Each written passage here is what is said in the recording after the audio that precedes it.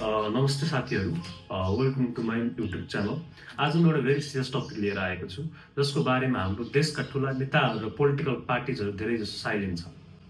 आज हामी कुरा गर्दैछौँ सुदूरपश्चिमको साइलेन्ट क्राइसिस अर्थात् कुपोषण मालन्युट्रिसनको बारेमा। साथीहरू, के तपाईँलाई थाहा छ अहिले सुदूरपश्चिमका बालबालिकाहरूको कस्तो अवस्था छन्? रिसेन्ट रिपोर्ट अनुसार बझाङको सुरमा गाउँपालिकामा 5 वर्ष मुनिका 1/3 भन्दा बढी बालबालिकाहरू कुपोषणबाट पीडित छन्।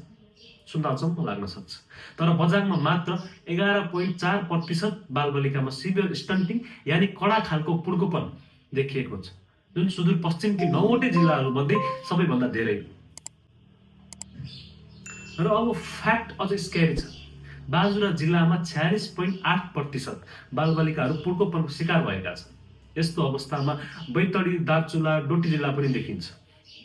एक्सपर्ट भन्छन् कुपोषण बालबालिकाहरूको डेथ रिस्क स्वस्थ बालबालिकाको तुलनामा 10 गुणा बढी हुन्छ।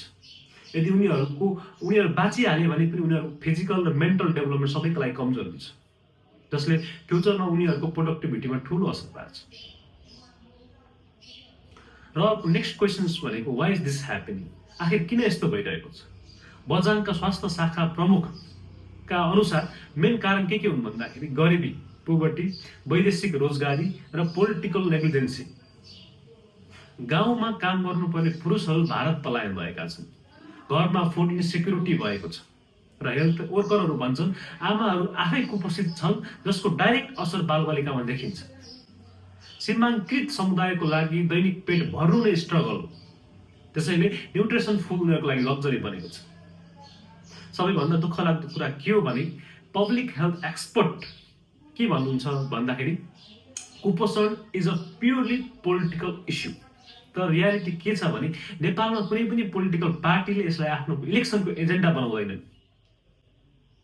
र यो कुरा भनेको कस्तो भन्दाखेरि हेल्थ वर्करले मात्र यो समस्याको सल्भ गर्न सक्दैनन्। यसका लागि स्ट्रङ पोलिटिकल विल र पोभर्टी रिडक्सनका लागि कङ्क्रिट प्लान्सहरू चाहिन्छ, जुन त्यो कुरा अहिलेसम्म भएको देखिँदैन।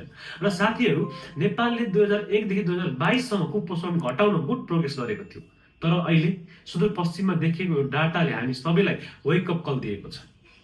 अब क्वेसन यही हो कि हाम्रा नेताहरूले यी निर्दोष बालबालिकाको फ्युचरको बारेमा कहिले सोच्नेछन्? तपाईँलाई यस विषयमा के लाग्छ? प्लिज कमेन्ट बिलो र यो भिडियोलाई म्याक्सिमम सेयर गरिदिनुहोस्, ताकि साइलेन्ट क्राइसिसको बारेमा सबैले जान्न पाउन्। र आजका लागि यति भन्दै नेक्स्ट भिडियोमा भेटौँला। नमस्ते।